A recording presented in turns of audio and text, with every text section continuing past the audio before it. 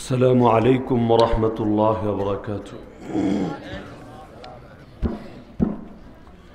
الحمد لله وحده وكفى، وسلام على عباده الذين اصطفى.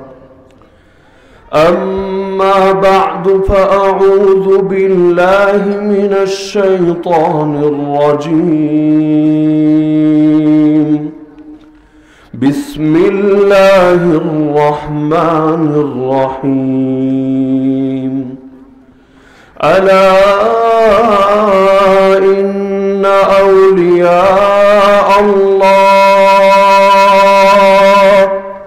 لا خوف عليهم ولا هم يحزنون الذين آمنوا وكانوا يتقون.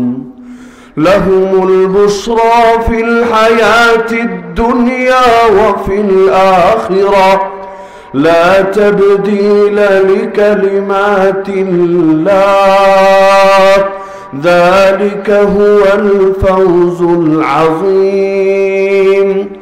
ولا يحزنك قولهم إن العزة لله جميعا هو السميع العليم. وقال النبي صلى الله تعالى عليه وسلم: الله أكبر خربت خيبر، إنا إذا نزلنا بساحة قوم فساء صباح المنذرين. وقال صلى الله عليه وسلم: والجهاد ماض مذ بعثني الله إلى أن يقاتل آخر أمتي المسيح الدجال. وقال أصحاب محمد صلى الله عليه وسلم: نحن الذين بايعوا محمدا على الجهاد ما بقينا أبدا. وقال عبد الله بن المبارك: يا عابد الحرمين لو أبصرتنا لعلمت أنك في العبادة تلعب. من كان يخضب خده بدموعه فنحورنا بدمائنا تتخضب. ريح العبير لكم ونحن عبيرنا، رهج السنابك والغبار الأطيب. ولقد أتانا من مقال نبينا قول صحيح صادق لا يكذب. وقال الشاعر: خيبر خيبر يا يهود، جيش محمد سوف يعود. آمنت بالله صدق الله العلي العظيم، وبلغنا رسوله النبي الكريم، ونحن على ذلك لمن الشاهدين والشاكرين، والحمد لله رب العالمين। নোয়াখালী জেলার বেগমগঞ্জ উপজেলায় অবস্থিত সেতুভাঙ্গা আশরাফুল উলুম মাদ্রাসার বার্ষিক ওয়াজ মাহফিলের সম্মানিত সভাপতি, আমার শ্রোতা ওয়াজিবুল ইহতিরাম উলামায়ে কেরাম, বিভিন্ন মাদ্রাসা থেকে আসা প্রিয় তালিবানে ইলম, স্থানীয় এবং দূর দূরান্ত থেকে আগত প্রিয় তাওহীদি জনতা এবং পর্দার আড়ালে থাকা মা ও বোনেরা, শারীরিকভাবে বেশ কয়েকদিন থেকে অসুস্থ ছিলাম। এর মধ্যে গতকাল থেকে গলার অবস্থাও বেশ করুণ। প্রত্যেকটা কথা এখন শক্ত করে ভেতরে চাপ প্রয়োগ করে বের করতে হচ্ছে।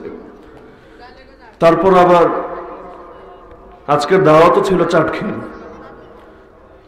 এই মাদ্রাসার মুহতামিম সাহেব আমাদের বড় ভাই হাফেজ মাওলানা সাইফুল ইসলাম হাফিজাহুল্লাহ, তিনি অনুরোধ করলেন চাটখিল যাওয়ার পথে এখানেও কিছু সময় কিছু কথা বলে যাওয়ার জন্য।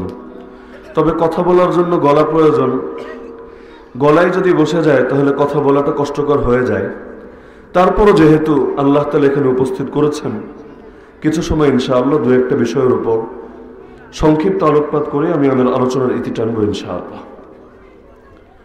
আল্লাহ তাআলা পূর্ণাঙ্গ দ্বীন এবং শরিয়াত আমাদেরকে দিয়েছেনই আমাদেরকে পরীক্ষা করার জন্য, যার কারণে এক রাসূল থেকে আরেক রাসূলে, এক নবী থেকে আরেক নবীর ক্ষেত্রে দেখা যায় আল্লাহ তাআলা অনেক সময় শরিয়াতের মধ্যে ভিন্নতা দিয়েছেন, ইবাদতের পদ্ধতির মধ্যে ভিন্নতা দিয়েছেন, আমলের ধারার মধ্যে ভিন্নতা দিয়েছেন। এমনকি কোরআনুল কারীমেও বলেছেন, লিকুল্লিন জাআলনা মিনকুম শিরআতাও ওয়া মিনহাজা, আমি তোমাদের প্রত্যেকের জন্য স্বতন্ত্র শরিয়াত এবং ভিন্ন পথ আমি তোমাদের প্রত্যেককে দিয়েছি। মৌলিক বিশ্বাস, মৌলিক আকীদা, মৌলিক ঈমান এবং আখলাক ও চরিত্রের বিষয়গুলো সকল নবীর ক্ষেত্রে এক হয়ে থাকে। আল্লাহ এক, যে রাসূল আল্লাহ পাঠিয়েছেন তার উপর ঈমান আনতে হবে, আখিরাতের উপর বিশ্বাস রাখতে হবে, তাওহীদুর রুবুবিয়্যাহ এবং উলুহিয়্যার পরিচয় দিতে হবে, ঈমান ভঙ্গের কারণ থেকে নিজেকে দূরে রাখতে হবে। এ জাতীয় আকীদা বিশ্বাসের বিষয়গুলো সে আদম আলা নবিয়িনা ওয়া আলাইহিস সালাম থেকে শুরু করে মুহাম্মদুর রাসূলুল্লাহ সাল্লাল্লাহু আলাইহি ওয়াসাল্লাম পর্যন্ত সব যুগেই এক ছিল। মুসা আলাইহিস সালামও যে ঈমানের দাওয়াত নিয়ে এসেছিলেন, ঈসা আলাইহিস সালামও একই ঈমানের দাওয়াত নিয়ে এসেছিলেন। ঈমানের মধ্যে, আকীদার মধ্যে ভিন্নতা ছিল না, ভিন্নতা ছিল আমলের পদ্ধতির মধ্যে, ভিন্নতা ছিল শরিয়াতের মধ্যে। কারো নামাজ ছিল 2 ওয়াক্ত, কারো 3 ওয়াক্ত, কারো 4 ওয়াক্ত, কারো 5 ওয়াক্ত, কারো রোজার বিষয়টা ছিল কিছুদিন, কারো ছিল 10 দিন, কারো 20 দিন, কারো 30 দিন। এমনকি কোন কোন শরিয়াত এমনও ছিল যেখানে উটের গোশত খাওয়া হারাম ছিল, আবার কোন শরিয়াত এমনও ছিল যেখানে শূকরের গোশত পর্যন্ত হালাল ছিল। আল্লাহ তাআলা হারাম এবং হালাল গুলো দিয়েছেন বান্দাকে পরীক্ষা করার জন্য। বান্দার বুঝে আসুক বা না আসুক, তার যুক্তিতে ধরুক বা না ধরুক, আল্লাহ বলেছেন, রাসূল তাকে জানিয়েছেন, শুধুমাত্র এ কারণে সে এটাকে নিজের পক্ষ থেকে সম্পূর্ণ সংকট ছাড়া, দ্বিধা ছাড়া, সন্দেহ ছাড়া, সংশয় ছাড়া শতভাগ মেনে নেবে। এর নামই হলো ইসলাম। কিন্তু আমলের মধ্যে যেহেতু ভিন্নতা, আমলগুলো আল্লাহ দিয়েছেন কেন এটাও কোরআনে জানিয়েছেন, ওয়ালাকিন লিয়াবলুয়াকুম ফীমা আতাকুম, তিনি তোমাদেরকে যা দিয়েছেন সে বিষয়ে তোমাদেরকে পরীক্ষা করার জন্য। যার কারণে দুনিয়াতে এসে যেই ব্যক্তি নিজেকে পরীক্ষার্থী ভাবে, তার জন্য পরীক্ষার প্রশ্নের অ্যান্সার করা সহজ হয়। কিন্তু যে পরীক্ষার হলে বসে নিজেকে পরীক্ষার্থী মনে করে না, নিজেকে স্বাধীন মনে করে, আল্লাহর গোলাম মনে করে না, সেই ব্যক্তির জন্য এ সকল ইবাদত পালন, এ সকল শরিয়াতের বিধিবিধান অনুসরণ কখনোই সহজ হয়ে ওঠে না। নামাজ ইসলামের সবচাইতে গুরুত্বপূর্ণ মূল ভিত্তি। এই নামাজের ব্যাপারে আল্লাহ কোরআনে বলেছেন, ওয়া ইন্নাহা লাকাবীরা ইল্লা আলাল খাশিঈন, এই নামাজ অনেক কঠিন, এই নামাজটা অনেক ভারী মনে হয়, অনেক গুরুতর মনে হয় মানুষের কাছে, তবে সেসব মানুষের কাছে না যারা আল্লাহর সামনে নত থাকে, যারা আল্লাহর সামনে বিনয়াবনত হয়ে থাকে, যারা আল্লাহকে ভয় করে। আল্লাযীনা ইয়াযুন্নুনা আন্নাহুম মুলাকু রাব্বিহিম, যারা এই আশা পোষণ করে, যারা এই আকীদা লালন করে একদিন তাদেরকে রবের সামনে দাঁড়াতে হবে, একদিন তারা রবের সঙ্গে মিলিত হবে, সেদিন তাদেরকে প্রথম যে বিষয় সম্পর্কে প্রশ্ন করা হবে সেই বিষয় হলো নামাজ। যেই ব্যক্তির নামাজ সহি থাকবে সেই ব্যক্তির আশা করা যায় অন্য আমলগুলো সহি থাকবে। যেই ব্যক্তি নামাজের প্রশ্নে ধরা খেয়ে যাবে সে শরিয়াতের অন্যান্য বিধিবিধানের ক্ষেত্রেও ধরা খেতে থাকবে। ইসলামের আরেকটা বিধান হলো রোজা। যেই আয়াতে আল্লাহ তাআলা রোজা ফরজ করার কথা জানিয়েছেন, ইয়া আইয়ুহাল্লাযীনা আমানু কুতিবা আলাইকুমুস সিয়াম, হে ঈমানদাররা তোমাদের উপর রোজা ফরজ করা হয়েছে।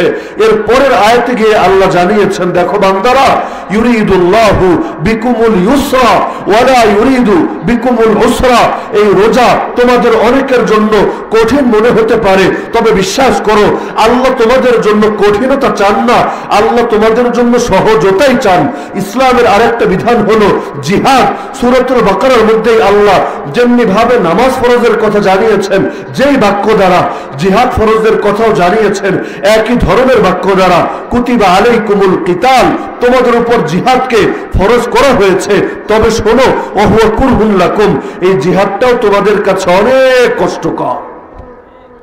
তো যেই বিধানের আলোচনায় আসছে আল্লাহ কিন্তু জানিয়ে দিচ্ছেন এই বিধান পালনটা সাধারণভাবে মানুষের স্বভাব প্রকৃতির কাছে কষ্টকর মনে হতে পারে, কঠিন মনে হতে পারে, অপছন্দনীয় মনে হতে পারে, তবে যেই ব্যক্তি নিজেকে তার রবের সামনে সঁপে দেয়, যেই ব্যক্তি নিজের ব্যাপারে ঘোষণা দেয় ইন্না সালাতি ওয়া নুসুকি ওয়া মাহইয়ায়া ওয়া মামাতি লিল্লাহি রাব্বিল আলামিন লা শারীকা লা, নিশ্চয়ই আমার নামাজ, আমার কুরবানি, আমার সকল ইবাদত, এমনকি আমার জীবন, আমার মরণ সব একমাত্র রব্বুল আলামিন আল্লাহর জন্য। সে আল্লাহর সঙ্গে কোনো শরীক নাই, কোনো নেতাও আল্লাহর শরীক হতে পারে না, কোনো নেত্রীও আল্লাহর শরীক হতে পারে না, কারো বাপও আল্লাহর শরীক হতে পারে না, কোনো দলও আল্লাহর শরীক হতে পারে না, কোনো সংগঠন বা সংস্থাও আল্লাহর শরীক হতে পারে না, কোনো দেশ বা রাষ্ট্র আল্লাহর শরীক হতে পারে না, পৃথিবীর কোন আইন কানুন বা বিধান সংবিধানও আল্লাহর শরীক হতে পারে না। জীবনও আল্লাহর জন্য, মরণও আল্লাহর জন্য, বাঁচলেও আল্লাহর জন্য বাঁচবো, মরলেও আল্লাহর জন্য মরবো। মেরি জিন্দগি কা মকসদ তেরে দীন কি সরফরাজি, मैं इसीलिए मुसलमान, मैं इसीलिए नमाजी। আর আল্লাহ, আমার জীবনের অভিষ্ট লক্ষ্য আমি তোমার দ্বীনের পাহারাদারি করব, এজন্যই তো আমি মুসলমান, এজন্যই তো আমি নামাজি। যেই ব্যক্তি আল্লাহর সামনে দাঁড়িয়ে এই কথার ঘোষণা দেয়, তার কাছে নামাজও কঠিন মনে হয় না, তার কাছে রোজাও কঠিন মনে হয় না, তার কাছে যাকাতও কঠিন মনে হয় না, তার কাছে হজও কঠিন মনে হয় না, তার কাছে ইলম চর্চাও কঠিন মনে হয় না, তার কাছে আত্মশুদ্ধির মেহনত কঠিন মনে হয় না, তার কাছে দাওয়াত এবং দ্বীনের তাবলীগও কঠিন মনে হয় না, তার কাছে আল্লাহর পথে জিহাদ করাকেও কঠিন মনে হয় না, আল্লাহর পথে হাসি মুখে শাহাদাতের সুধা পান করাকেও কঠিন মনে হয় না, তার কাছে আল্লাহর জমিনে আল্লাহর দ্বীনকে বিজয় করার জন্য এক সাগর রক্ত দেওয়া মোটেও কঠিন মনে হয় না। এই কঠিন মনে না হওয়ার বিষয়টা মুমিনদের জন্য প্রযোজ্য, কঠিন হওয়ার বিষয়টা মুনাফিকদের জন্য প্রযোজ্য। জায়গায় জায়গায় আল্লাহ মুনাফিকদের ব্যাপারে জানিয়েছে। তোমরা যখন দেখবা মুনাফিকরা নামাজে দাঁড়িয়েছে, ওয়াইদা কামু ইলাস সালাতি কামু কুসালা ইউরাউনা নাস ওয়ালা ইয়াযকুরুনা আল্লাহ ইল্লা কালিলা, তারা যখন নামাজে দাঁড়ায় অলস ভঙ্গিতে নামাজে দাঁড়ায়, বাস্তবে তারা মানুষকে দেখাতে চায়, ক্রেডিট নিতে চায়, নিজের নামের সঙ্গে লকব লাগাতে চায়, নাম চুরি করতে চায়, মর্যাদার আসনে আসীন হতে চায়, বাস্তবে তারা আল্লাহকে খুব কমই স্মরণ করে। এমনকি যেই কোরআন নামাজীকে সফলতার ঘোষণা শুনিয়েছে, কদ আফলাহাল মুমিনুন আল্লাযীনা হুম ফি সালাতিহিম খাশিউন, নিশ্চয় সফল কাম হয়েছে, কামিয়াব হয়েছে সে সমস্ত মুমিনরা যারা নিজেদের নামাজের মধ্যে একাগ্র চিত্ত থাকে, খুশু খুজুর সঙ্গে নামাজ আদায় করে। একই কোরআন নামাজীকে ধ্বংসের ঘোষণাও শুনিয়েছে, ফাওয়াইলুল লিল মুসাল্লিন আল্লাযীনা হুম আন সালাতিহিম সাহুন, ধ্বংস হোক সেসব নামাজি যারা তাদের নামাজের মধ্যে গাফেল থাকে, অর্থাৎ যারা নিফাকের সাথে নামাজ পড়ে। এমনকি শহীদ সবার আগে জান্নাতে যায়, তার রক্তের প্রথম ফোঁটা মাটিতে পড়ার আগেই আল্লাহ তার সব গুনাহকে ক্ষমা করে দিয়ে তার রূহটাকে কবরে বরজাখে না পৌঁছিয়ে ডাইরেক্ট জান্নাতে পৌঁছে দেন। জান্নাতের সবুজ পাখির ভেতর তার রূহকে ঢুকিয়ে দিয়ে বলেন, জান্নাতে ওরো, রিজিক ভোগ করো, নিয়ামতের মধ্যে থাকো। কিন্তু হাদিস আমাদেরকে আরো জানিয়েছে, কিয়ামতের দিন সর্বপ্রথম মুসলমানদের মধ্য হতে যে 3 শ্রেণীর মানুষের দ্বারা জাহান্নামকে উদ্বোধন করা হবে, এর মধ্যে 1 নম্বরেই হলো শহীদ। আল্লাহ বলবে, শহীদ জাহান্নামে যা, তোর জীবন দিলাম, এত কিছু করলাম, কি করেছিস তুই? সে বলবে, আল্লাহ তোমার দেওয়া জীবন দিয়ে তোমার পথে জিহাদ করেছি, করতে করতে নিজেকে ফেদা করে ফেলেছি, শহীদ হয়ে গিয়েছি। আল্লাহ বলবে, তুই একটা মিথ্যুক, তুই জিহাদ করেছিস দুনিয়ার ধান্দার জন্য, হয়তো টাকার জন্য, নইলে পদের জন্য, নইলে প্রমোশনের জন্য, নইলে পরবর্তীতে ভাতা পাওয়ার জন্য, নইলে চেতনা ব্যবসা করার জন্য, নইলে নিজের নামের আগে বীর বিক্রম অথবা বড় কোনো উপাধি লাগানোর জন্য। আর যেই ধান্দা নিয়ে তুই জিহাদ করেছিলি, দুনিয়াতেই তোর ধান্দা পূরণ হয়ে গেছে, এখন কি চাস আমার কাছে? আরে দুনিয়ার জন্য তোর লড়াই ছিল, দুনিয়া তুই পেয়ে গেছিস, এখন যা, দূর হয়ে যা, তুই জাহান্নামে গিয়ে নিক্ষিপ্ত হ। তাহলে একই ধরনের ইবাদত, এক ইবাদতের সঙ্গে সফলতার ওয়াদা, আর এক ইবাদতের সঙ্গে বরবাদের ওয়াদা। এক নামাজিকে কোরআন সুসংবাদ শোনায়, আর এক নামাজিকে কোরআন বরবাদি শোনায়। এক শহীদকে হাদিস জান্নাতের সবুজ পাখি হওয়ার ফজিলত শোনায়, আর এক শহীদকে আল্লাহর নবীর হাদিস সবার আগে জাহান্নামে যাওয়ার দুঃসংবাদ শোনায়। তাহলে শরিয়াত বাহ্যিকভাবে অনেক কঠিন মনে হয়, তবে কার কাছে? মুমিনের কাছে। আরে বলেন, মুমিনের কাছে, আল্লাহ ভীরুর কাছে। আরে মুমিনের কাছে না নামাজ কঠিন, না রোজা কঠিন, না হজ কঠিন, না যাকাত কঠিন, না ইলম কঠিন, না জিকির কঠিন, না ইকরাম কঠিন, না দাওয়াত কঠিন, না জিহাদ কঠিন, না খেলাফত কঠিন। মুমিনের কাছে ইসলামের কোনো বিষয় কঠিন না। বরং মুমিন যদি দিনের জন্য কোরবানি করতে পারে, তার হৃদয়টা আরো বেশি প্রশান্ত হয়ে যায়। এ কারণে আল্লাহর নবীর যুগের সাহাবীদেরকে, ছোট ছোট বাচ্চা যারা, এদেরকেও ময়দান থেকে পিছনে রাখা যেত না। ময়দানে যাওয়ার জন্য পাগল পাড়া হয়ে ছুটে আসতো। পায়ের গোড়ালিতে ভর করলে ছোট দেখা যাবে, রাসূল হয়তো কবুল নাও করতে পারেন, এজন্য পায়ের আগার উপর ভর দিয়ে নিজেদেরকে একটু লম্বা দেখানোর চেষ্টা করত, যেন আল্লাহ রাসূল তাদেরকে একটা চান্স দান করে। আল্লাহ তাআলা কোরআনে যে আয়াত জিহাদ ফরজের ঘোষণা শুনিয়েছেন, এরপরে শব্দ ব্যবহার করেছেন ওয়াহুয়া কুরহুন লাকুম। জিহাদের বিধানটা তোমাদের কাছে কষ্টকর, তোমাদের কাছে অপছন্দনীয়। এই আরবি শব্দ হলো কুরহুন। শব্দটা মনে রাখবেন, বিশেষ করে আলিম এবং তালিবুল ইলমরা। শব্দটা কি?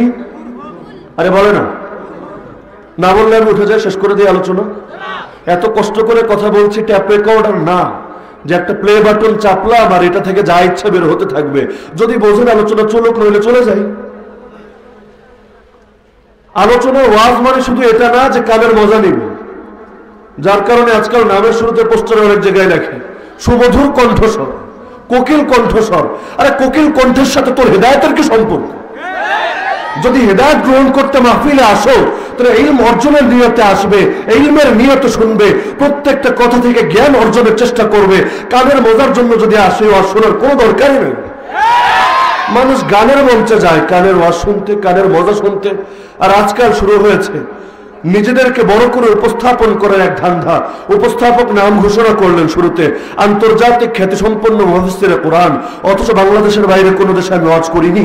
তাহলে কথাটাকে মিথ্যা হলো না? আরে কি মিথ্যা হয়নি? গুলবী ভাইয়ের নামের শুরুতে লিখলেন বিভিন্ন ধর্মের গবেষক আলোচক। বিভিন্ন ধর্মের আলোচক মানে কি? তিনি হিন্দু ধর্মের পক্ষে আলোচনা করেন, খ্রিস্ট ধর্মের পক্ষে আলোচনা করেন, বৌদ্ধ ধর্মের পক্ষে আলোচনা করেন, নাস্তিকদের পক্ষে আলোচনা করেন। অর্থ তো এটা। একইভাবে এখানে লেখা হলো পরিচয় মুহাদ্দিস মার্কাজুদ দাওয়া ঢাকা। মার্কাজুদ দাওয়ায় না তিনি নিজে পড়েছেন, না জীবনে একদিন পড়িয়েছেন। তাহলে মার্কাজুদ দাওয়ার মুহাদ্দিস হলেন কিভাবে? তো এই জাতীয় ভুলগুলো, ভুল একটা হওয়া, আর একটা হলো সেই ভুল একের পর এক বারবার ঘোষণা দেওয়া। এটা তো মিথ্যার আশ্রয় নিয়ে কখনো হেদায়েত আসবে না। তো বলছিলাম, আওয়াজ কি শোনা যায়? শরীয়তের বিধানগুলো কঠিন মনে হয়, তবে মুমিনের কাছে না, মুনাফিকের কাছে। মুমিনের কাছে শরীয়তের বিধানগুলো অনেক সহজ মনে হয়। আল্লাহ যে বললেন জিহাদ একটা বিধান, বাহ্যিকভাবে মনে হয় কত কঠিন। ওয়াহুয়া কুরহুন লাকুম, এই বিধানটা তোমাদের কাছে অনেক কষ্টকর, অনেক অপছন্দনীয়। এই কুরহুন শব্দ নিয়ে যদি একবার ভাবেন, কোরআনের পাতায় পাতায় দেখবেন একজন নারী তার পেটে যে সন্তান ধারণ করে, প্রেগন্যান্ট যে হয়, এটা বোঝানোর জন্য, এবং সে যে সন্তান প্রসব করে এটা বোঝানোর জন্য আল্লাহ কুরহুন শব্দ ব্যবহার করেছে। হামালাতহু উম্মুহু কুরহা ওয়া ওয়াদাআতহু কুরহা। মা তার সন্তানকে পেটে ধারণ করে, সেই সময় তার যে কষ্টটা হয় সেই সময় তার যে ত্যাগটা হয়, এই অবস্থার নাম হলো কুরহুন। একজন মা তার সন্তানকে যখন জন্ম দেয়, আপনার শরীরের হাড্ডি যদি কয়েকবার ভাঙা হয়, এতে আপনার যে কষ্ট হবে, একজন মায়ের জন্য সন্তান প্রসব করা এর চাইতেও বেশি কষ্টের কাজ। আল্লাহ তাআলা সেই অবস্থা বোঝানোর জন্য শব্দ ব্যবহার করলেন কুরহুন। একই শব্দ টেনে এনে আল্লাহ জানালেন এই জিহাদের বিধানটাও অনেকের কাছে কুরহুন। আমি জিজ্ঞেস করি, আমার আল্লাহ সত্য বলেন না মিথ্যা বলেন? সঠিক বলেন না ভুল বলেন? এই ঈমান আছে তো সবার? আল্লাহ যখন বললেন জিহাদের বিধানটা তোমাদের কাছে কুরহুন, তার মানে একজন নারী প্রেগন্যান্ট হওয়া তার কাছে যতটা বোঝার, যতটা কষ্টের, সন্তান প্রসব করা তার কাছে যতটা বেদনার, তোমাদের অনেকের কাছে জিহাদ শব্দ শোনাটাও এর চাইতে বেশি বেদনা। কিন্তু আল্লাহ এরপর সান্ত্বনা দিচ্ছে, বান্দারা শোনো, ওয়াসা আন তাকরাহু শাইআ ওয়া হুয়া খায়রুল লাকুম ওয়াসা আন তুহিব্বু শাইআ ওয়া হুয়া শাররুল লাকুম। দেখো বান্দারা, অনেক বিষয় এমন আছে যেগুলোকে তোমরা মনে করো অনেক ভালো, কিন্তু আসলে এগুলো তোমাদের জন্য ক্ষতির কারণ। আবার অনেক বিষয় এমন আছে যেগুলোকে তোমরা মনে করো ক্ষতিকর, আসলে এগুলো তোমাদের জন্য অনেক কল্যাণকর। বলছেন কে? এরপর আল্লাহ ক্লিয়ার করে দিচ্ছেন, দেখো বান্দারা, আল্লাহু ইয়ালাম ওয়া আনতুম লা তা'লামুন। আসল ইলম, আসল জ্ঞান কিন্তু আল্লাহর কাছে, তোমাদের কাছে কিন্তু আসল জ্ঞান না। তোমরা জানো না, জাননেওয়ালা কে? আরে বলো, জাননেওয়ালা কে? তো সেই আল্লাহ যখন তোমাকে কোনো কাজের আদেশ দেয়, তোমার উপর যখন কোনো বিধানকে ফরজ করে দেয়, বান্দা পিঠ বাঁচানোর ধান্দা করো না, বান্দা সেক্ষেত্রে শুধু ওজর তালাশ করো না, বান্দা সেই ক্ষেত্রে নিজেকে বাঁচানোর জন্য বিভিন্ন হিলা আশ্রয় নিও না, বরং বান্দা তোমার কাছে যদি সেটাকে কঠিন মনে হয়, কষ্টকর মনে হয়, তারপরে তুমি রব বলেছেন শুধু এ কারণে সেটাকে মেনে নাও, সেটাকে আমলে পরিণত করো, ইনশাআল্লাহ তুমি সফল হয়ে যাবে। সূরাতুল বাকারা খুলেন, কোরআন তেলাওয়াত করতে চাইলেই ভূমিকা হলো সূরা ফাতিহা। এরপর প্রথম যে সূরা আসবে সেই সূরার নামই হলো সূরা বাকারার প্রথম আয়াত আলিফ লাম মিম। পৃথিবীর কোন মুফাসসিরের সাধ্য নাই, আন্তর্জাতিক খ্যাতি সম্পন্ন হোক, আর মক্কার ইমাম হোক, আর মদিনা থেকে হেলিকপ্টার নিয়ে দেশে এসে বয়ান করুক, যেই হোক না কেন, কোনদিন আলিফ লাম মিমের প্রকৃত তাফসীর কেউ করতে পারবে? কারণ যে কোনো বড় বড় তাফসীরের কিতাব খুলেন, আয়াতের সঙ্গে লেখা আছে আল্লাহু আ'লামু বিমুরাদিহি বিযালিক। এই আয়াতের আসল অর্থ কি, আসল মর্ম কি, একমাত্র কে জানেন? আরে বলেন, কে জানেন? এই যে জানি না, এই যে বুঝি না, তারপরও আল্লাহ বলেছেন তাই মেনে নিলাম। এতে কি আমাকে গালি দেওয়া হয়েছে, আমাকে ভালো বলা হয়েছে, নাকি আমাকে নিন্দা করা হয়েছে? আমার জান্নাতের সুসংবাদ শোনানো হয়েছে, নাকি জাহান্নামের দুঃসংবাদ দেওয়া হয়েছে? কিছুই জানি না, কিছুই বুঝি না, তারপর রব বলেছেন শুধুমাত্র এই কারণে মেনে নেই। এর পরের আয়াতে আল্লাহ শুনিয়ে দিচ্ছেন, আরে বান্দারা, যারা এভাবে নিজের মধ্যে মানার যোগ্যতা পয়দা করতে পারবা, শুনে রাখো, হুদাল লিল মুত্তাকিন আল্লাযীনা ইউমিনুনা বিল গায়ব। এই কোরআন তোমাকে হেদায়েত দিবে, কারণ তোমার অন্তরে একমাত্র আল্লাহ, তুমি ভয় করো একমাত্র আল্লাহকে। দুনিয়ার কোনো তাগুতকে ভয় করো না, দুনিয়ার কোনো বাতিলকে ভয় করো না, মৃত্যুকে ভয় করো না, ভয় করো একমাত্র কাকে? এ কারণে আল্লাযীনা ইউমিনুনা বিল গায়ব, তোমার বৈশিষ্ট্যই হলো তুমি গায়বের উপর ঈমান রাখো। গায়ব মানে কি? খুলেন তাফসীরের কিতাব। গায়ব মানে হলো যেটা পঞ্চ ইন্দ্রিয় দ্বারাও বোঝা যায় না, বিবেক দ্বারাও উপলব্ধি করা যায় না, না দেখা যায়, না ধরা যায়, না ছোঁয়া যায়, না স্পর্শ করা যায়, না ঘ্রাণ দেওয়া যায়, না বিবেক দ্বারা বোঝা যায়। বান্দা তুমি বোঝো না, তুমি দেখো না, তুমি শোনো না, তারপর আমি আল্লাহ বলেছি শুধুমাত্র এ কারণে মানো। যদি এই যোগ্যতা পয়দা করতে পারো, তাহলে শোনো, এই কোরআন তোমাকে হেদায়েত দিবে, এই কোরআন তোমাকে পথ দেখাবে। তবে এই পথ শুধু দুনিয়ার মুক্তির পথ না, এই পথ শুধু দুনিয়ার সফলতার পথ না, এই কোরআন তোমাকে গাইড করে করে ইনশাআল্লাহ জান্নাতুল ফিরদাউস নিয়ে যাবে। এই ভয় যে যত বেশি বাড়াতে পারবে, কার ভয়? দুনিয়ার ভয়, ক্ষমতা হারানোর ভয়, চাকরিতে পদ নিচে নেমে আসার ভয়, বেতন কমে যাওয়ার ভয়, বরং কার ভয়? আল্লাহ বলেন এই ভয় যার যত বাড়বে সে আল্লাহর তত বড় ওলি হবে। ইন্না আকরামাকুম ইনদাল্লাহি আতকাকুম, আল্লাহর কাছে তোমাদের মধ্যে সবচাইতে সম্মানিত ব্যক্তি সে যার অন্তরে আল্লাহর ভয় বেশি, যার অন্তরে তাকওয়া বেশি। ইত্তাকিল মাহারিম তাকুন আবাদান নাস, তুমি আল্লাহর ওলি হতে চাও, তুমি বুজুর্গ হতে চাও, তাহলে আল্লাহর ভয়ে গুনাহ ছাড়ো, হারাম ছাড়ো, কবিরা গুনাহ তরক করো। বান্দা তুমি সবচাইতে শ্রেষ্ঠ আল্লাহর শ্রেষ্ঠ ওলি হয়ে যাবে। তার মানে কোরআনে যেটা আছে, কথা গভীরভাবে খেয়াল করবেন, কোরআনে যেটা আছে এটাকে যুক্তির সঙ্গে বুদ্ধির সঙ্গে মিলিয়ে মানবো? আরে বলেন, নাকি বুঝে আসলেও মানবো, না আসলেও মানবো? আমার কাছে ভালো মনে হলেও মানবো, খারাপ মনে হলেও মানবো, কেউ যদি বলে ফিল্টারিং করে করে মানবো, যুক্তিতে ধরলে তাইলে মানবো, নইলে নিজের মন মতো ব্যাখ্যা করে নিব, তাহলে সেই ইবলিসের একটা প্রেতাত্মায় পরিণত হবে। বলবেন কিভাবে? আল্লাহ বলল এই তোরা সবাই আদমরে সেজদা কর, সবাই করলো, কেউ কোনো প্রশ্ন উত্থাপন করলো না, কোনো আপত্তিও ছুড়ে দিল না, কোনো কৌতূহলও প্রকাশ করলো না, কিন্তু ইবলিস শটান হয়ে দাঁড়িয়ে আছে। কি রে তুই সেজদা করলি না কেন? আমার যুক্তিতে ধরে না, আমার বুঝে আসে না, আমার কাছে এটাকে ফালতু মনে হয়, অনর্থক মনে হয়, ফেরেশতারা করতে পারে, আমি কেন করব?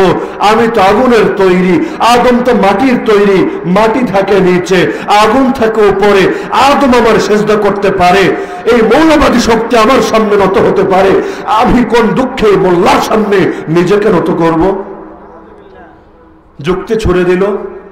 আল্লাহ বলল তুই মালাউন, তুই চির অভিশপ্ত, আমি তোর দ্বারা এবং যারা তোর অনুসরণ করবো ওদের সবগুলোর দ্বারা জাহান্নামকে পরিপূর্ণ করব।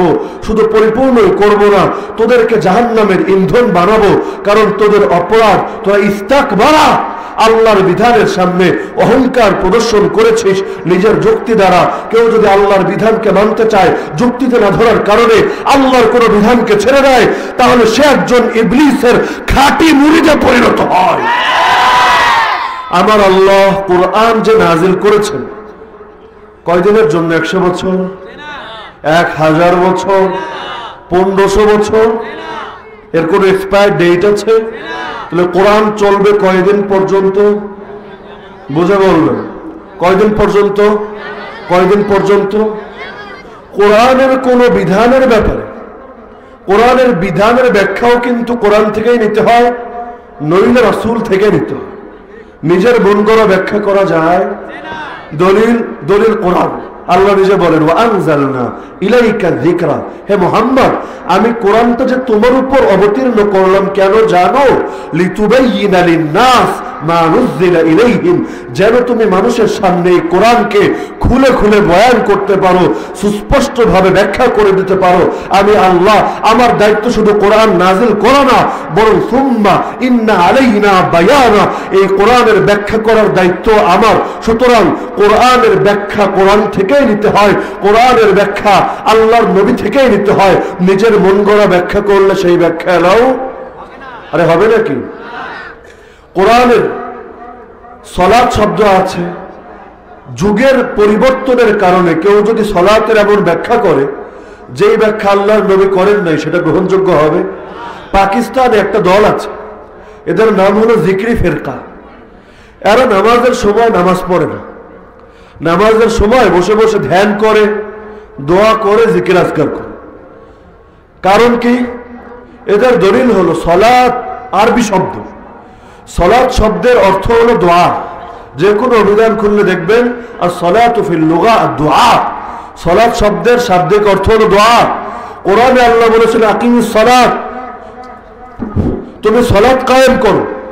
এখন এই সলাত মানে যেহেতু দোয়া, এটা অভিধান বলছে, আবিধানিক ভাবে স্বীকৃত। তাহলে আল্লাহ যেহেতু বললেন সালাত কায়েম করো, তার মানে আল্লাহ বলছেন তুমি দোয়া কায়েম করো। এ কারণে নামাজের সময় নামাজ পড়ে না, বসে বসে দোয়া করে, জিকির করে। আপনারাই বলেন দেখি, এই দলটা হকপন্থী দল না গোমরা দল? এরা যে গোমরা দলের প্রমাণ কি? সালাত শব্দ কোরআন থেকে নিয়েছে, কিন্তু এর ব্যাখ্যা কোরআন থেকে নেয়নি, এর ব্যাখ্যা আল্লাহর নবীর জীবনী থেকে নেয়নি, মন গড়া ব্যাখ্যা করেছে, যুগের সঙ্গে রূপ পাল্টিয়েছে, যার কারণে ইসলাম এদের কোনো স্থান নাই। যেই ব্যক্তি ইসলামের কোনো বিধানকে অপব্যাখ্যা করে সে জিন্দিক হয়ে যায়, মুলহিদ হয়ে যায়, কাফের হয়ে যায়, মুরতাদ হয়ে যায়। এ কারণেই তো কাদিয়ানীদেরকে আমরা কাফের বলি। আল্লামা সাহাবুল শফি আল্লাহ তার কবরকে নূরান্বিত করুন। মৃত্যুর আগে আল্লাহ তাআলা তার দ্বারা এই খেদমতটা নিয়েছিলেন। মৃত্যুর আগে বেশ কয়েকবার অনেক মজলিস, অনেক আন্দোলনে তিনি এই দাবিটা উচ্চকিত করেছিলেন যে কাদিয়ানীদেরকে কাফের ঘোষণা করতে হবে। এমনকি তিনি স্পষ্ট ভাষায় এই কথাটা বলতেন যে কাফের কাফের, কাদিয়ানীরা কাফের, যারা তাদেরকে কাফের মনে করবে না তারাও কাফের। কারণ যাদের কুফর স্পষ্ট হওয়ার পর এই কুফরকে কেউ যদি ঈমান বলে, কেউ যদি ইসলাম বলে, তাহলে সে তো কুফুরে ইসলাম বলতে চায়, নাপাকরে পাক বলতে চায়, হারামরে হালাল বলতে চায়। কেউ যদি এটা করে তার ঈমান থাকে? আরে বলে থাকে। তো এই কারণে কাদিয়ানীদেরকে সেকুলার রাষ্ট্র কাফের বলুক বা না বলুক, যে কোনো মুসলমান তার কাছে দাবি জানাতে হবে না, তাকে এর জন্য আলাদা দরখাস্ত পেশ করতে হবে না, বরং সে যদি মুসলমান হয় তার ঈমানের দাবি হবে, সে কাদিয়ানীদেরকে কাফের ঘোষণা করবে। আরে কেন? কারণই হলো এটা, কাদিয়ানীরা শব্দ নিয়েছে কোরআন থেকে, কিন্তু ব্যাখ্যা কোরআন থেকে নেয়নি, ব্যাখ্যা মুহাম্মদুর রাসূলুল্লাহ সাল্লাল্লাহু আলাইহি ওয়াসাল্লাম যার নামে কালেমা পড়ি তার থেকে নেয়নি, বরং ব্যাখ্যা করেছে মন গড়া। কোরআনে আছে খাতামুন নবিয়্যিন, আমার নবী হলেন সর্বশেষ নবী। আল্লাহর নবীর ব্যাখ্যা করেছেন লা নবিয়্যা বাদি, আমার পর কোন ধরনের ছোট নবী, বড় নবী, পুরুষ নবী, নারী নবী, কোন ধরনের নবী আসবে না। আল্লাহ লিন্নাফিয়া আন্নাফিয়াতুল জিনস, নবী জাতির কোন ধরনের কোন সদস্য আমার পর আসবে না। গোলাম আহমদ কাদিয়ানী এসে বলল, আরে না, নবীর পরে বড় নবী আসবে না, তবে ছোট ছোট ছায়া নবী আসতে পারে। সে বলল কোরআনে আল্লাহ বলেছেন জিহাদ ফরজ, কিন্তু যারা কাদিয়ানীকে নবী মানে, কাদিয়ানী দুনিয়াতে আসার পর তাদের জন্য জিহাদের বিধান মাফ হয়ে গেছে। আল্লাহ তাআলা জিহাদের বিধান দিয়েছেন কিয়ামত পর্যন্ত সময়ের জন্য। কারণ কোরআনের সব বিধানের কোনো এক্সপায়ার ডেট আছে নাকি? কাদিয়ানী বলল এই যুগে এসে জিহাদ চলবে না। সে ব্রিটিশদের টাকা খেত, ব্রিটিশদের দালালি এবং গোলামি করত, যার কারণে ফতোয়া এমন ভাবে দিত যেন ব্রিটিশরা খুশি থাকে। এই যুগে এমন 2-4টা মোল্লা পাওয়া যায় কিনা? আরে যায় না। এখন থেকে 2 মাস আগে টেলিভিশনে বসে এক মোল্লা ফতোয়া দিল যে হুজুররা কেমনে ভাস্কর্যের বিরুদ্ধে কথা কয় আমার বুঝে আসে না, কাবা শরীফ তো নিজেই একটা ভাস্কর্য। নাউযুবিল্লাহ। দেখতে শুনতে তো হুজুরই মনে হয়, কিন্তু এই হুজুরে মুসলমান বলার সুযোগ আছে? আর লেবাস যাই ধারণ করুক না কেন, যেই ব্যক্তি কাবা শরীফকে ভাস্কর্য বলে আখ্যায়িত করবে তাকে মুরতাদ ছাড়া দ্বিতীয় কিছু বলার সুযোগ। তো কাদিয়ান শেষে বলল কোরআন আমি আসার পর এই বিধান রহিত হয়ে গেছে, ব্রিটিশ সরকারের আনুগত্য ফরজ। যেই সকল আলেমরা, যেই সকল মুজাহিদরা এই ব্রিটিশদের বিরুদ্ধে জিহাদ করে, ওরা জঙ্গি, ওরা চরমপন্থী, ওরা দেশাজ্ঞার অর্থ সন্ত্রাসী। আমি গোলাম আহমদ কাদিয়ানী দুনিয়াতে নবী হয়ে আসার পর তরবারি জিহাদ বন্ধ। এখন থেকে জিহাদ হবে নফসের জিহাদ, এখন থেকে জিহাদ হবে কলমের জিহাদ, এখন থেকে জিহাদ হবে তর্কের জিহাদ, এখন থেকে জিহাদ হবে সভ্যতা এবং সংস্কৃতির জিহাদ। নাউযুবিল্লাহ। অথচ যে জিহাদের ব্যাখ্যা আল্লাহর নবী দিয়ে গিয়েছে, সেই ব্যাখ্যা কি 100 বছরের জন্য? আরে বলেন 1000 বছরের জন্য? তো কোরআন পুরোটাই নিতে হবে, এর ব্যাখ্যাও কোরআন থেকে এবং আল্লাহর নবীর জীবনী থেকে নিতে হবে। নিজের মন গড়া ব্যাখ্যা করে কেউ যদি ইসলামকে মানতে চায়, সেই ব্যক্তি কখনো ইসলামের মধ্যে থাকতে পারবে। তো যেই সকল ইবাদতের ব্যাপারে সবাই যদি ওদিকে মনোযোগ দেন, আমি একটু বিশ্রাম নিই, আপনারা দেখা শেষ করেন, তারপর কথা বলুন। কথা যদি একদিকে হয়, অন্যদিকে তাকানোর কি ফজিলত আমার বুঝে আসে। যদি কোনো আলোচক আসেন, তিনি তো কিছুক্ষণ পর এখানে বসবেন, আলোচনা করবেন, তো এখন অন্যদিকে যদি তাকায় তাহলে যিনি কথা বলেন তার কথার গতি থাকে? এগুলো তো স্বাভাবিক ভদ্রতা এবং শিষ্টাচারের ব্যাপার। এমন না যে শুধু মুসলমানের ইসলামী আদর্শ, এটা তো কমন সেন্সের মশলা। যাই হোক, কারো রাগ করবেন না আশা করি। এই বিষয়গুলোর ব্যাপারে আমাদের সমাজে অসচেতনতা অনেক ব্যাপক। কিন্তু এই বিষয়গুলো আদবের খেলাফ। তো বলছিলাম কোরআনের ব্যাখ্যা নিতে হবে আল্লাহর নবীর থেকে। এজন্য কালেমার দুই অংশ, লা ইলাহা ইল্লাল্লাহ মুহাম্মাদুর রাসূলুল্লাহ। বান্দা, তুমি যদি লা ইলাহা ইল্লাল্লাহর উপর উঠতে চাও, তুমি যদি লা ইলাহা ইল্লাল্লাহকে মানতে চাও, পথ কিন্তু একটাই খোলা। আব্রাহাম লিঙ্কনের পথে চড়ে তুমি কিন্তু লা ইলাহা ইল্লাল্লাহ পৌঁছতে পারবে না।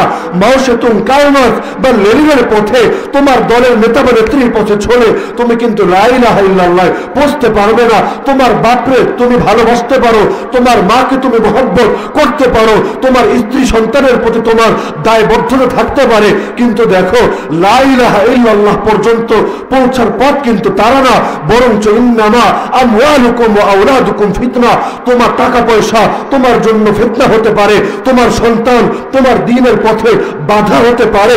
যদি লা ইলাহা ইল্লাল্লাহর উপর আসতে চাও, পথ কিন্তু একটাই খোলা, যেই পথের নাম মুহাম্মাদুর রাসূলুল্লাহ সাল্লাল্লাহু আলাইহি ওয়াসাল্লাম।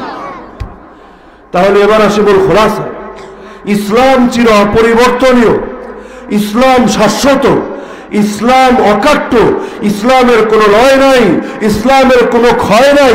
যারা যুগের সঙ্গে মিলিয়ে ইসলামের ভুল ব্যাখ্যা করে, যারা নামাজকে আলাদা করে জিকির বানিয়ে ফেলে, নিজেদের নামকরণ করে আমরা জিক্রি ফেরকা, যেমনি ভাবে তারা কাফের, একইভাবে যেই সকল কাদিয়ানি এবং কাদিয়ানির যতগুলো প্রেতাত্মা আছে সমাজে, যারা বলবে এই যুগে আল্লাহর নবীর জিহাদ চলবে না, এই যুগে সাহাবীদের জিহাদ চলবে না, এই যুগের জন্য ভিন্ন জিহাদ, এই যুগের জন্য ভিন্ন আদর্শ, অথবা এই যুগে এটা অচল, এই যুগে এটা বাদ, এই যুগে জিহাদ মানে সন্ত্রাস, এই যুগে জিহাদ মানে জঙ্গিবাদ, তারা কি মুসলমান থাকবে না কাফের হবে?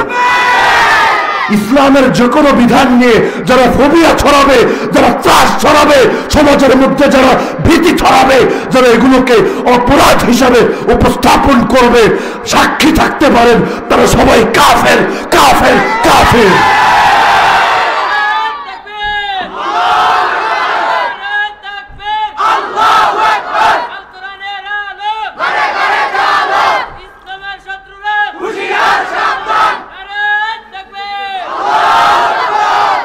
সুবিধা অনুযায়ী ইসলাম পালন করা মুনাফিকদের সবচাইতে বড় বৈশিষ্ট্য।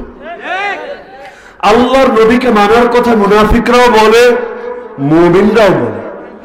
এমনকি কোরআনকে নিজেদের ধর্মীয় গ্রন্থ হিসাবে কাদিয়ানীরা উপস্থাপন করে, হিজবুত তাওহীদ উপস্থাপন করে, যতগুলো গোমরা ফেরকা এবং দল আছে সবাই উপস্থাপন করে, কিন্তু মানার ব্যাপারে এসে ফিল্টারিং করে করে মানে। একটু খেয়াল করলে দেখবেন এই যুগে আমরাও প্রায় সবাই ফিল্টারিং মুসলমান। বলবেন কিভাবে? আমরা ওয়াজ শুনবো, তবে কোরআনের সব আয়াতের রস শুনবো না। যে আয়াতের রস শুনলে আল্লাহ খুশি, শয়তানও বেজার না, সেই আয়াতের রস শুনবো। আমরা ওয়াজ করব যে আয়াতের ওয়াজ করলে সবাই খুশি, ধর্ষকও খুশি, আল্লাহ দ্রোহীও খুশি, রাসূল দ্রোহীও খুশি, কাফের মুশরিক বেঈমান নাস্তিকরাও খুশি। যেই ওয়াজ করলে আগামী বছরের দাওয়াত নিশ্চিত, যেই ওয়াজ করলে আমার পকেটের খামটাও একটু মোটা হবে, একটু বড় হবে, সেই ওয়াজ করব। যদি এমন হয় আমি কি পূর্ণাঙ্গ মুসলমান না মুনাফিক মুসলমান? যেই ব্যক্তি পূর্ণাঙ্গ মুসলমান হবে, আল্লাহর নবীর মতো যদি তার চেহারায় থুতু ছুঁড়ে মারা হয়, তার চেহারায় চড় মারা হয়, তারপরও তো সে হকের কথাই বলবে। যদি তার গলার মধ্যে নবীর মতো চাদর পেঁচিয়ে শ্বাসরুদ্ধ করে হত্যা করার চেষ্টা করা হয়, তবুও সে হকের কথাই বলবে। যদি তার গায়ে পাথর মারতে মারতে সারা গা থেকে রক্ত ঝরানো হয়, তবুও সে হকের কথাই বলবে। যদি তাকে তার মসজিদ থেকে বের করে দেওয়া হয়, তার মাদ্রাসা থেকে বের করে দেওয়া হয়, যেমনি ভাবে আল্লাহর নবীকে বাইতুল্লাহ থেকে বের করা হয়েছে, কাবা থেকে বের করা হয়েছে, ইসলামের প্রথম মাদ্রাসা আরকাম বিন আবিল আরকামের ঘর থেকে বের করা হয়েছে, এমনকি তাকে যদি তার এলাকা থেকে বের করা হয়, তার দেশ থেকে বের করা হয়, যেমনি ভাবে আল্লাহর নবীকে মক্কা থেকেই বিতাড়িত করা হয়েছে, এমনকি যদি তার বিরুদ্ধে দুনিয়ার কাফেররা, দুনিয়ার বাতিলরা, দুনিয়ার তাগুতি অপশক্তি যুদ্ধ চালায়, যেমনি ভাবে আল্লাহর নবীকে 10 বছরে 27টা যুদ্ধ নিজে করতে হয়েছে, আর ৪৭টা বাহিনী পাঠাতে হয়েছে, তারপরও সে হকের কথাই বলে। বাঁচলেও তার মুখে হকের কথা, সুখে থাকলেও তার মুখে হকের কথা, বিপদে পড়লেও তার মুখে হকের কথা। নবীর মতো গুহায় গিয়ে লুকালেও সেখানেও হকের কথা। এমনকি ইউনূসের মতো যদি সমুদ্রের মাঝে চলে যায়, সেখানে গিয়ে বিপদে পড়ে, তারপরে হকের কথা। আর জাকারিয়ার মতো যদি তার মাথায় কোরাত রেখে পুরো দেহকে দ্বিখণ্ডিত করে ফেলা হয়, তারপরে হকের কথা। এমনকি তাকে যদি ফাঁসির কাষ্ঠে চড়ানো হয়, সেখানে দাঁড়িয়েও সে শুধু বলেই যায় হকের কথা। সৈয়দ কুতুব রহমতুল্লাহ আলাইহি, তার ব্যাপারে ফাঁসির রায় হয়ে গেল। ফাঁসিতে চড়ানোর আগে একটা নিয়ম হলো, এক হুজুর এসে কালেমা পড়ে। জেলখানার মসজিদের ইমাম সাহেব আসলো, এই মহান ইমাম সৈয়দ কুতুব রাহিমাহুল্লাহ তাকে কালেমা পড়ানোর জন্য। তিনি এসে বলছেন, হযরত, আমাকে দায়িত্ব দেওয়া হয়েছে আপনাকে যেন ফাঁসির আগে কালেমা পড়ে। সৈয়দ কুতুব রহমতুল্লাহ আলাইহি জিজ্ঞেস করলেন, এই যে তুমি আমাকে কালেমা পড়াবে, বিনিময়ে কি পাবে? সে বলল, হযরত, এটা আমার ডিউটি। এই ডিউটি পালন করার কারণে আমি বেতন পাই, ভাতা পাই। এর দ্বারাই আমার রুটি রুজির ব্যবস্থা হয়, এর দ্বারাই আমার পেট চলে, আমার ফ্যামিলি চলে। এবার সৈয়দ কুতুব রহমতুল্লাহ আলাইহি বললেন, দেখো বান্দা, তোমার কালিমা তোমার রুটি রুজি যোগায়, আর আমার কালিমা আমাকে ফাঁসির কাষ্ঠে চড়ায়। তুমিও যেই কালেমা পড়ো, আমিও তো একই কালেমা পড়ি, কিন্তু দেখো কালেমায় কালেমায় কত পার্থক্য। আর আমরাও কালেমা পড়ি, আল্লাহর নবীর সাহাবীরাও কালেমা পড়েছিলেন, কিন্তু এই কালেমাকে ধারণ করার কারণে ওমরকেও শহীদ হতে হয়েছে, ওসমানকেও শহীদ হতে হয়েছে, আলীকেও শহীদ হতে হয়েছে, হাসানকেও শহীদ হতে হয়েছে, হুসাইনকেও শহীদ হতে হয়েছে, হাজার হাজার সাহাবীকে শহীদ হতে হয়েছে রাদিয়াল্লাহু আনহুম ওয়া আন্না আজমাইন। এই কালেমার কারণেই তো, এই কালেমার আদর্শ ধারণ করার কারণেই তো ইমাম আবু হানিফা, সর্বশ্রেষ্ঠ ইমাম, মহান ইমাম, যার অনুসারী দাবিদার আমরা, তার লাশ বের হয়েছে জেলখানা থেকে। আর এই কালেমার কারণেই তো হানাফি মাযহাবে যার অবদান সবচাইতে বেশি, যার কিতাবগুলো থেকে আমরা হানাফি মাযহাবকে শিক্ষা করি, সেই ইমাম সারাখসি রাহমাতুল্লাহি আলাইহিকে মাসের পর মাস কূপের মধ্যে ফেলে রাখা হয়েছে। আর এই কালেমার আদর্শ ধারণ করার কারণেই চার মাযহাবের অন্যতম মাযহাব হাম্বলি মাযহাবের ইমাম আহলে সুন্নাহ ইমাম আহমদ বিন হাম্বলকে দিনের পর দিন, সপ্তাহের পর সপ্তাহ জালেম বাদশার সামনে বসিয়ে পিঠের মধ্যে ব্যথাঘাত করা হয়েছে। আর এই কালেমার কারণেই তো ইমাম ইবনে তাইমিয়াকে জেলখানায় পড়ে থাকতে হয়েছে। আর এই কালেমার কারণেই তো মুজাদ্দিদ আল ফসানি, শাহ ওলিউল্লাহ দেহলভী, কাসিমুল উলুম ওয়াল খায়রাত, কাসিম নানুতবি, শাইখুল হিন্দ, মাহমুদ হাসান দেওবন্দি, শাইখুল আরবি ওয়াল আজম, হুসাইন আহমদ মাদানী, শাইখুত তাফসীর আহমদ আলী লাহোরী, তাদের সবাইকে জালিমের জিন্দানখানায় ধুকে ধুকে মরতে হয়েছে। কারণ তো একটা, তারাও কালেমা পড়েছেন, কালেমার আদর্শকে ধারণ করেছেন। একই কালেমা তো আমরাও পড়ি। কালেমায় কালেমায় কত ব্যবধান, কালিমা ধারণকারী মানুষে মানুষে কত ব্যবধান। কারো কালিমা তাকে ফাঁসির কাষ্ঠে চড়ায়, কারো কালিমা তার রুটি রুজি যোগায়।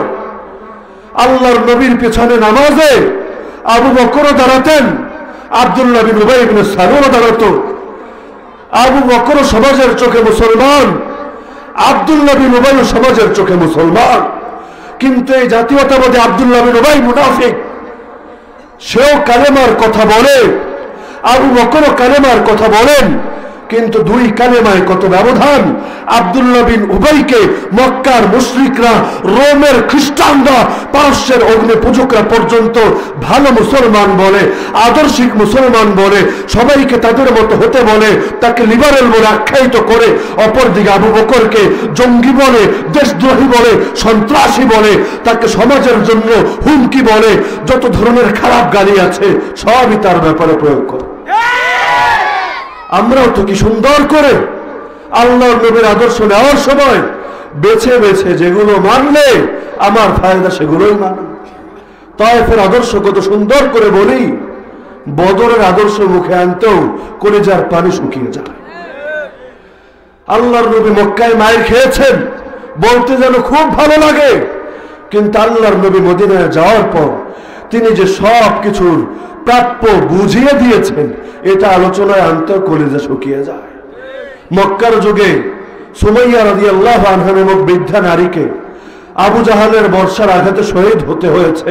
কত আলোচনা এটা শুনি, ইসলামের প্রথম নারী একটা শহীদ, কিন্তু মুআজ এবং মুআওয়াজের মতো বালক সাহাবীও যে আবু জাহালকে জাহান্নামের দোরগোড়ায় পৌঁছে দিয়েছেন, এই আলোচনা তো আর শুনি না। অথচ আল্লাহর নবীর জীবনের কোন অংশকে খারাপ বলার সুযোগ আছে? নবী উত্তম চরিত্রের অধিকারী ছিলেন, এই ব্যাপারে কারো দ্বিমত আছে? ওয়া ইন্নাকা লাআলা খুলুকিন আযীম, হে নবী আপনি মহান চরিত্রের অধিকারী। আরে যেই সময়ে আল্লাহর নবী মক্কায় মাইর খেয়ে খেয়ে সবর করেছেন, সেই সময়ে তিনি আখলাক ওয়ালা নবী ছিলেন। যেই সময়ে বদর, উহুদ আর খন্দকে গিয়ে কাফেরদেরকে তাদের প্রাপ্য বুঝিয়ে দিয়েছেন, সেই সময়ে তিনি আখলাক ওয়ালা নবী ছিলেন। বলতে পারবেন আল্লাহর নবীর আখলাক নষ্ট হয়ে গিয়েছিল? আরে বলেন। এই যুগে একদল সুশীল মুসলমান বের হয়েছে যারা বলে ইসলাম আখলাকের দ্বারা ছড়িয়েছে, তরবারির দ্বারা না। বলে কিনা?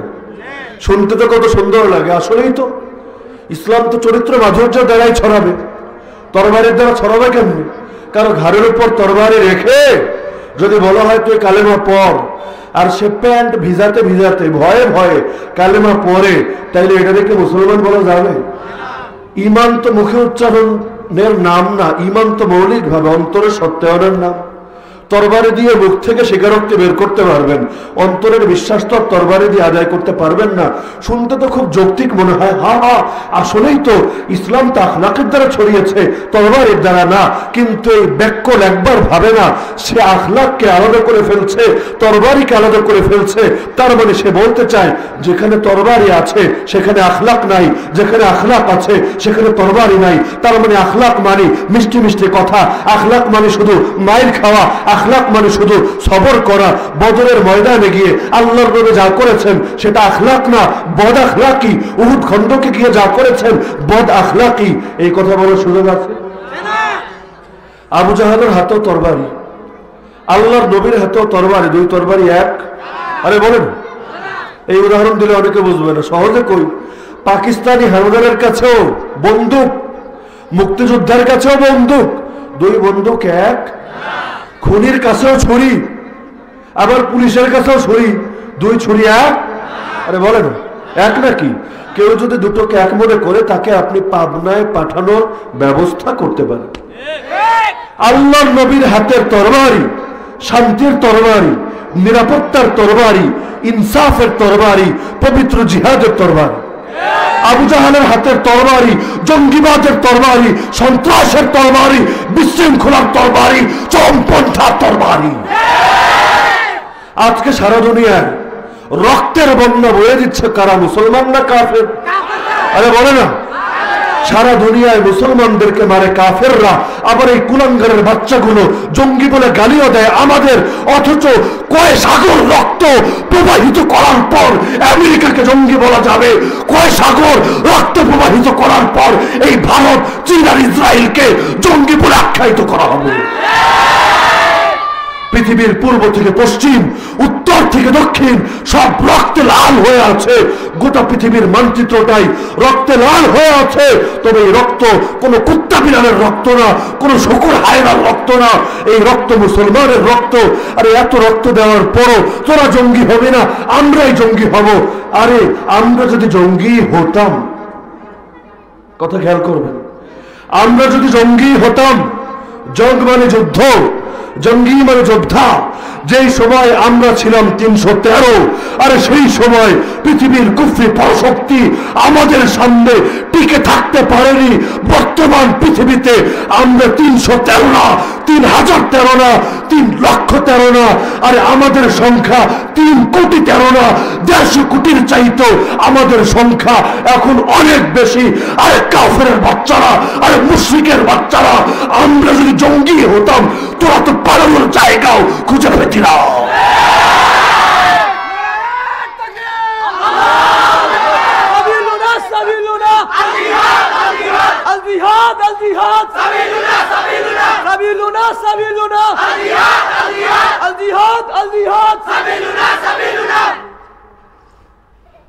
হিটলারের একটা মূলনীতি আছে, মিথ্যা কথা এত বলো এত বলো, বলতে বলতে এক সময় মানুষ এটাকে সত্যই ভেবে নেবে। এখন অনেকের ভেতরে আকীদা আছে, এই হুজুররা এত জিয়াদ জিয়াদ করে, আল্লাহ কাফেররা আমাদের জঙ্গি কয়, নাই আকীদা? আরে নাই। অনেক রোহিঙ্গার সাক্ষাৎকার নেওয়া হয়েছে, ওরা যে নির্যাতিত হয়েছে এর জন্য ওরা সেই বারবার সরকারকে দায়ী করে না, এর জন্য এরা সে উগ্র বৌদ্ধদেরকে দায়ী করে না, বরং এরা বলতে চায় ওদের অঞ্চলে যে কিছু মুজাহিদ ছিল এর লাগিয়াই এই কাফেররা অসন্তুষ্ট হয়ে ওদেরকে মেরেছে। অথচ আমি আপনাদেরকে জিজ্ঞেস করব, মক্কার মধ্যে 13টা বছর যে আল্লাহর নবী নির্যাতিত হলেন, নির্যাতন তো বেশি মক্কাই হয়েছে, মদিনা যাওয়ার পর তো প্রতিশোধের যুগ শুরু হয়েছে, প্রতিশোধ নিয়েছেন, কিন্তু মক্কায় যে 13 বছর নির্যাতন হলেন, মক্কায় কি জিহাদ ফরজ হয়েছিল? মক্কায় কি আল্লাহর নবীর উপর কোরআনের জিহাদের আয়াতগুলো এসেছিল? মক্কায় কি আল্লাহর নবী জিহাদ নিয়ে বয়ান করতেন? আরে বলে না। তাইলে সর্বযুগের সর্বশ্রেষ্ঠ মহামানব যিনি, আল্লাহর পর এই পৃথিবীর মধ্যে সবচাইতে সম্মানিত যিনি, এমনকি আসমানের জিবরিল আমিনের চাইতেও যার দাম বেশি, সেই মানুষটাকে কেন এত নির্যাতন করা হলো, এত নিপীড়ন করা হলো? অথচ তখন না ছিল জিহাদ, না ছিল খেলাফত, না ছিল ইসলামের এ সকল দিন কায়েমের বয়ান, তারপরে এত নির্যাতন কেন হলো? তার মানে ওরা কি জিহাদ ফোবিয়ায় ভোগে না ইসলাম ফোবিয়ায় ভোগে? ওদের চোখে জিহাদটাই দুশ্মন না ইসলামটাই দুশ্মন? কিন্তু ওরা জানে মুসলমানরা যদি পূর্ণাঙ্গ ইসলাম থেকে বের করতে চায় এটা বড় কঠিন, খুব সহজে পারবে না। কিন্তু মুসলমানরা যদি আংশিক দিন থেকে ছড়িয়ে দিতে পারে তাইলে এটা অনেক সহজ। ইসলামের 100টা বিধান অস্বীকার করলে যেমন কাফের, একটা বিধানের ব্যাপারে অ্যালার্জি থাকলেও কাফের। সারা দুনিয়ার মধ্যে বিপদে কারা? মুসলমানরা। মায়ের খায় কারা? মুসলমানরা। সীমান্তের এপার আর ওপার দুজনই মানুষ, দুজনের গায়ে লাল লাল রক্ত প্রবাহিত হয়, কিন্তু ওপারের মানুষটা কত দামি, এপারের মানুষটা কত নিম্ন শ্রেণী।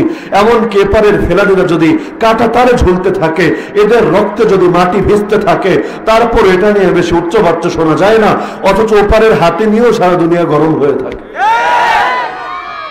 তো সারা দুনিয়ায় মাজলুমও আমরা।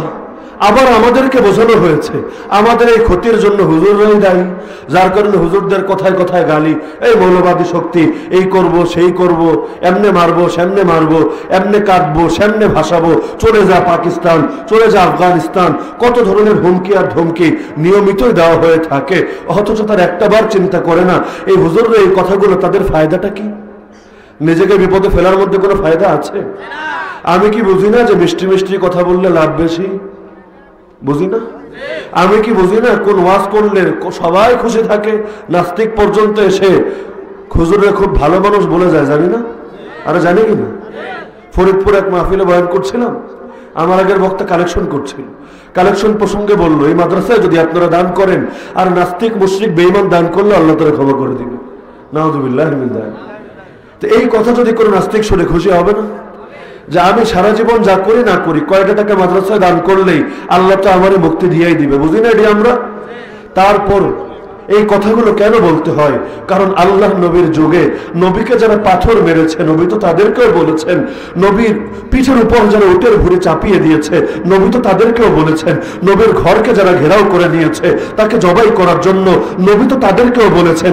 আজকে যারা আমাদেরকে হুমকি দেয়, আজকে যারা আমাদেরকে ধমকি দেয়, আরে তারা তো অবুঝ। তায়েফবাসী যখন রাসূলকে নির্যাতন করেছিল, আসমানের ফেরেশতা পর্যন্ত চলে এসেছিল, হে নবী আর তো সহ্য হয় না, শুধু অনুমতি দেন, দুই পাশের পাহাড় চাপা দিয়ে সবগুলোকে শেষ করে দেই। কিন্তু আল্লাহর নবী অনুমতি দিলেন না। তিনি বললেন আশা করা যায় এদের পরবর্তী প্রজন্মে এমন মানুষ বের হবে যারা আল্লাহর ইবাদত করবে, আল্লাহর জমিনে তাওহীদ কায়েম করবে। আজকে যারা আমাদেরকে জঙ্গি বলে গালি দেয়, মৌলবাদী বলে গালি দেয়, কাফের মুশরিকদের ভাষায় কথা বলে, তারাও তো অবুঝ। তাদেরকেও আমরা বলবো, পাথর মারলেও বলবো, খুন করতে আসলেও বলবো, নবীর মতো ঘর ঘেরাও করে ফেললেও বলবো। যতদিন পর্যন্ত দেহের মধ্যে প্রাণের স্পন্দন আছে ততদিন তো আমরা বলেই যাব, ঘুমন্ত সিংহকে জাগানোর চেষ্টা করেই যাব। নইলে বিপদ যখন নামে এটা ভাবার কারণ নেই শুধু মোল্লারাই বিপদে পড়ে। বিপদ যখন আসে সবার উপরেই আসে, তখন কিন্তু কেউই আর মুক্তি পায় না। ওরা দেখে না কে মাযহাবি আর কে লামাযহাবি, কে কওমি আর কে আলিয়া, কে সাদা আর কে কালো, কে দাড়িওয়ালা আর কে দাড়ি ছাড়া। আরে কোন ব্যক্তি ওয়াহাবি আর কোন ব্যক্তি সুন্নি, মায়ের দেওয়ার সময় কিন্তু কোনো কিছু দেখে না, বরং গণহারেই কিন্তু মারতে থাকে। এমনকি টিপু সুলতানকে মারার পর মীর সাদেকের পরিণতিও কিন্তু ভালো হয় না। আসল জিনিসকে কাটা দিয়ে কাটা তোলার পর তারপর কিন্তু এদেরকেও ঠিকই শেষ করে। ব্যবহৃত টিস্যু কোথায় ফেলতে হয় এটা দুনিয়ার কাফের মুশরিকরা খুব ভালো করেই জানে। আজকে কত মানুষ অবুঝ হয়ে আমাদেরকে ভুল বোঝে, তার নেতার সন্তুষ্টির কারণে, তার অফিসারের আদেশের কারণে, চাকরির মধ্যে ভালো পারফরমেন্সের পরিচয় দেওয়ার কারণে, কাফের মুশরিক অথবা দাদাবাবুদের একটু নেক নজর পাওয়ার জন্য কাফেরদের বিরুদ্ধে না বলে, কাফেরদের জঙ্গিবাদ নিয়ে মন্তব্য না করে উল্টো মুসলমানদের বিরুদ্ধে মন্তব্য করে, উল্টো আলেম ওলামাদেরকে হয়রানি করে, এমন লোক নাই? আরে আছে কিনা? তো এই মানুষগুলোর ঘুম যদি এখন না ভাঙে, একদিন হয়তো তাদের পরিণতিও মীর জাফর আর মীর সাদিকদের মতো হবে, তারপর গিয়ে ভাঙবে। আল্লাহ তাআলা কোরআনের মধ্যে এমন কোন কথা বলেননি যেই কথার কারণে আমাদেরকে লজ্জিত হতে হবে। আল্লাহর নবী আমাদেরকে বিশ্বাস করেন এমন একটা শিক্ষাও দিয়ে যাননি যেই শিক্ষাটা আমাদেরকে গোপন করে চলতে হবে। আল্লাহর কিতাবের মধ্যে এমন একটা শব্দও নাই যেই শব্দটা আমাদেরকে মাথা নিচু করে বাঁচার কারণ হবে, বরং পুরো কোরআনটাই আমাদের জন্য ইজ্জতের, আল্লাহর নবীর পুরো জীবনীটাই আমাদের জন্য নিরাপত্তার। সুতরাং কোরআনের কথা বললে কারো অন্তরে কষ্ট লাগা উচিত না, আল্লাহর নবীর আদর্শ তুলে ধরলে কারো ভেতরে আগুন জ্বলা উচিত না।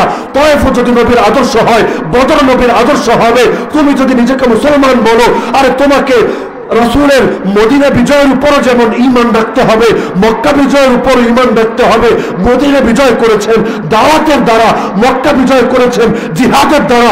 তার মানে দাওয়াত যেমন পবিত্র, জিহাদ তেমন পবিত্র। কাফেরদের কথার কারণে, মুশরিকদের গানের কারণে, নাস্তিকদের প্রপাগান্ডার কারণে, সন্ত্রাস আর জঙ্গিবাদ শব্দের গণহারে অপপ্রচারের কারণে আজকে তুমি জিহাদকে খারাপ বলো, আজকে তুমি আল্লাহর দ্বীনের বিভিন্ন বিধানকে নিয়ে তাচ্ছিল্য করো। এমন কেগুলো নিয়ে যারা কথা বলে তাদের দিকে তেড়ে আসো। বিশ্বাস করো, আল্লাহ যদি তোমার হাতটা ছেড়ে দেয়, পৃথিবীর কেউ তোমার পতন ঠেকাতে পারবে না। সর্বশেষ একটা কথা বলে আলোচনার রীতি টানবো। আল্লাহকে রাজি করে কেউ কোনোদিন খারাপ থাকেনি, আর আল্লাহকে নারাজ করে কেউ কোনোদিন ভালো থাকেন। আল্লাহ যদি হাতটা ধরে রাখেন, হাঁটতে পারবেন এই পিছলা পথে। আল্লাহ যদি ছেড়ে দেন, পৃথিবীর কোন শক্তি নাই যে আপনাকে জাহান্নামে যাওয়া থেকে ঠেকাতে পারবে। দুনিয়াতে আল্লাহ আমাদেরকে একটা পথের উপর চলতে বলেছেন, যেই পথের নাম সিরাতে মুস্তাকিম, ইহদিনাস সিরাতাল মুস্তাকিম। কিয়ামতের দিন আরেকটা পথের উপর আমাদেরকে চালাবেন, যেটার নামও সিরাত। আমাদের কাছে শব্দ পরিচিত হলো পুল, সিরাত। আরে বলে না সিরাত? দুনিয়ায় এক সিরাত, আখিরাতে এক সিরাত, দুটোর নামও এক। কেন? আল্লাহ আমাদেরকে মেসেজ দিতে চান, বান্দা দুনিয়ার এই সিরাতের উপর যতটুকু চলবি, কাল কিয়ামতের দিন সেই পুল সিরাতের উপর ঠিক এতটুকুই কিন্তু চলতে পারবি। দুনিয়ার সিরাতের উপর চলতে গিয়ে দুনিয়ার ধান্ধায় পড়ে যদি আল্লাহকে ছেড়ে দাও, কাল পুল সিরাতের উপর চলার সময় আল্লাহ যদি তোরে ছেড়ে দেয়, বান্দা, ওরে বান্দা, জাহান্নামে যাওয়া ছাড়া তোর তো কোনো উপায় থাকবে না। সুতরাং ইয়া আইয়ুহাল ইনসান মা গাররাকা বিরাব্বিকাল কারীম, হে মানুষ, কোন জিনিস তোকে তোর মহানুভব রবের ব্যাপারে ধোকায় ফেলে রাখলো? আল্লাযী খালাকাকা ফাসাওয়াকা ফাআদালাক, যে রব তোকে সৃষ্টি করেছে, তোর সবকিছু সুনিপুণ ভাবে গঠন করেছে, সেই রবকে ছেড়ে বান্দা তুই কই যাচ্ছিস? ফাফিরু ইলাল্লাহ, ফাফিরু ইলাল্লাহ, আল্লাহর দিকে দৌড়ে আয় বান্দা। ইয়া আইয়ুহাল্লাযীনা আমানু, আর তুই যদি মুমিন হস, তুবু ইলাল্লাহ তাওবাতান নাসুহা, আল্লাহর দিকে ফিরে আয় বান্দা, দেরি করিস না। কারণ ইদা জাআ আজালুহুম, যখন তোর মৃত্যুর ডাক চলে আসবে, লা ইস্তাখিরুনা সাআতাহু ওয়া লা ইস্তাকদিমুন, এক মুহূর্ত সময় কিন্তু বেশি পাবি না। মৃত্যু এক মুহূর্তে আগাবেও না, এক মুহূর্ত পেছাবেও না। সুতরাং সময় থাকতে ফিরে আয় বান্দা। ওয়া মা আলাইনা ইল্লাল বালাগুল মুবিন। আসসালামু আলাইকুম ওয়া রাহমাতুল্লাহি ওয়া বারাকাতুহু।